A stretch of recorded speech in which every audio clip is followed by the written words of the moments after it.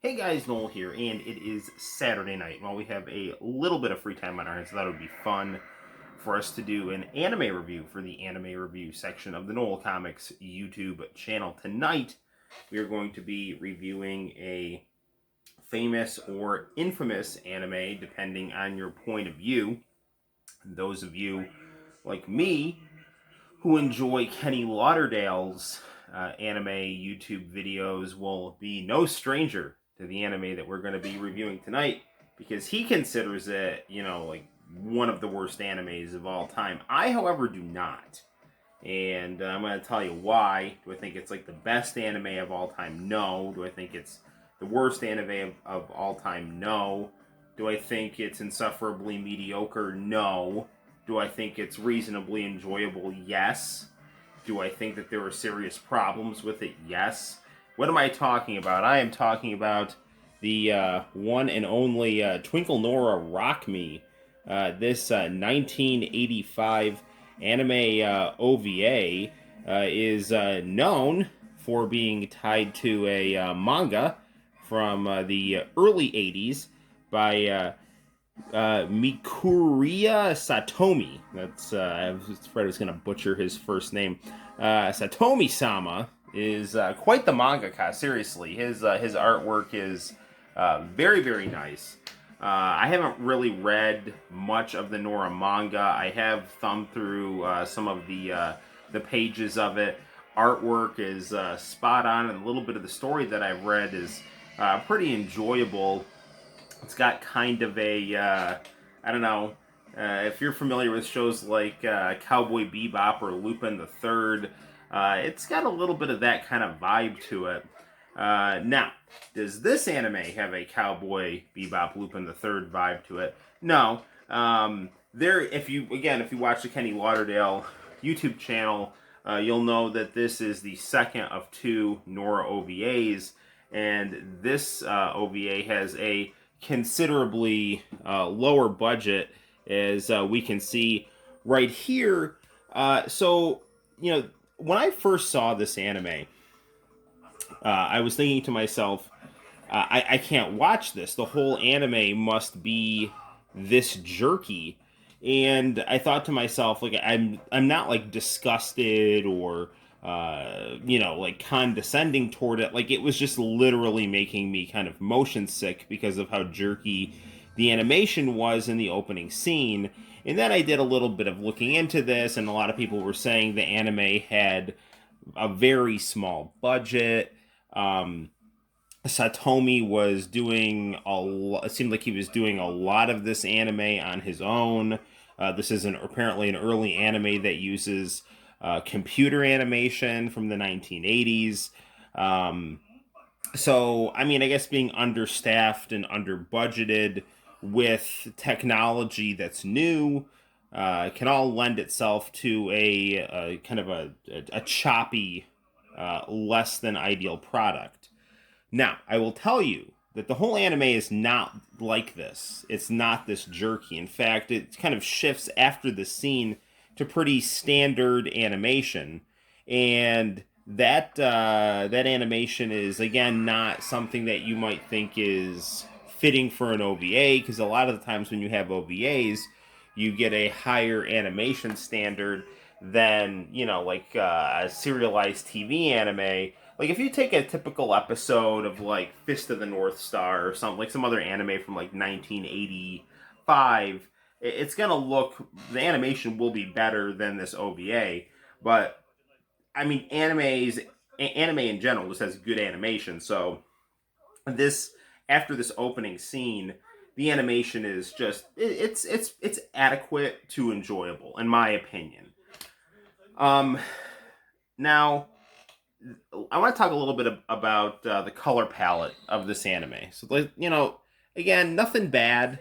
Again, I think because this is animated with computers, and this is actually a Laserdisc rip of this that I found on YouTube, everything is very clear and very crisp. But the colors, in my opinion, are a bit drab.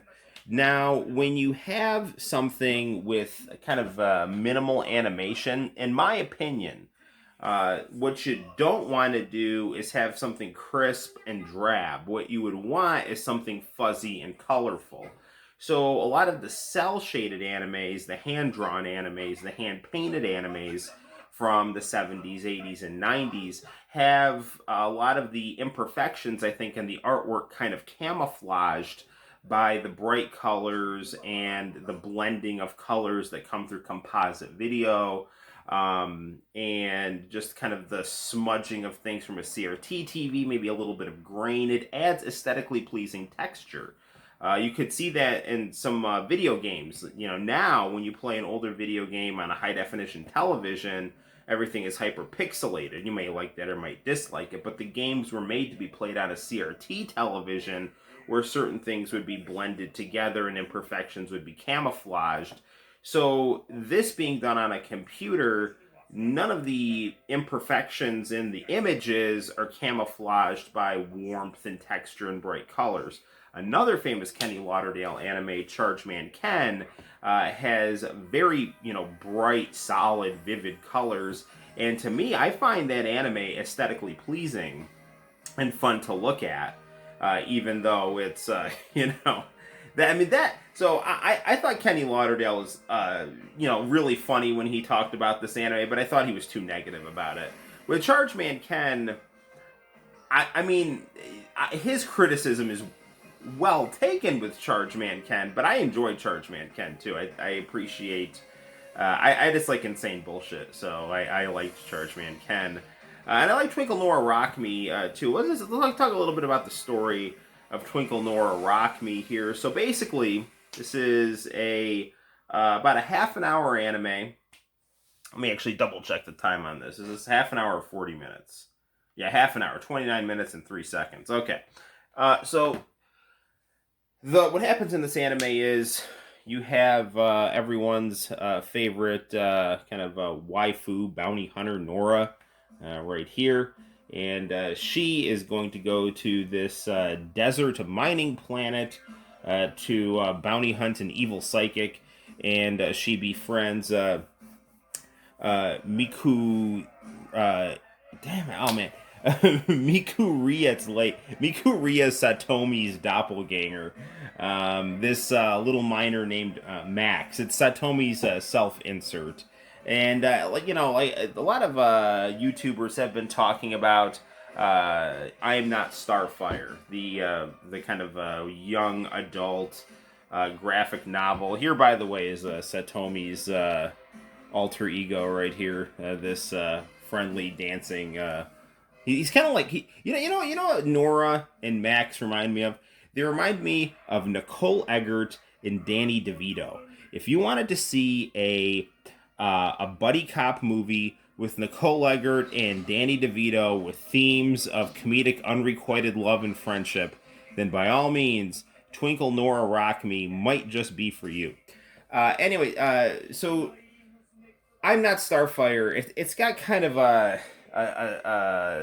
self-flattering. I mean, it's not flattering. I'm Not Starfire. The main character is like bloated and gothic, but the point is that self-insert of the author is like the hero of the story. If you're like a Rocky or a Akira Toriyama, like really good mangaka, or Satomi, like the self-inserts that you do are to kind of put you into the world of your creation, but you're not the star of the show. You're kind of like a fly on the wall, or it's kind of like just an injection of your personality. And that's what this is like in here. This is not like a narcissistic self-insert. It's a charming self-insert.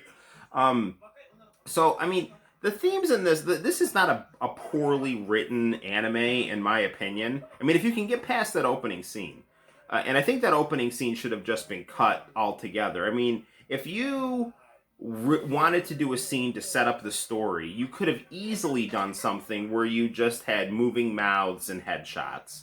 That's all it really would have taken. If you ever saw the 1960s Marvel Comics cartoons like Namor the Submariner, they basically took Jack Kirby artwork and kind of just had the mouth move on it. And I would have taken that. I believe Crying Freeman 5 That had a lot less animation than, if I'm remembering the chronology of Crying Freeman properly, that had a lot less animation than the other OVAs, but they were able to kind of do a lot with still images to kind of mask the lack of animation. Some really good quality still images rather than just like, let's do animation but have everything looking like people are just like doing like robo dancing, you know. Um, Themes in Twinkle Nora Rock Me, you know, you have some action, you have a little bit of comedy, um, you have some nice music, and that's pretty much it. I mean, it's a pretty standard adventure anime, and if you're looking just for kind of a chill, low budget anime to have playing in the background, or just something that you feel like watching that's not going to take too much mental energy to follow, that you can just kind of watch out of the corner of your eye and keep up with the story, you can do that with this anime.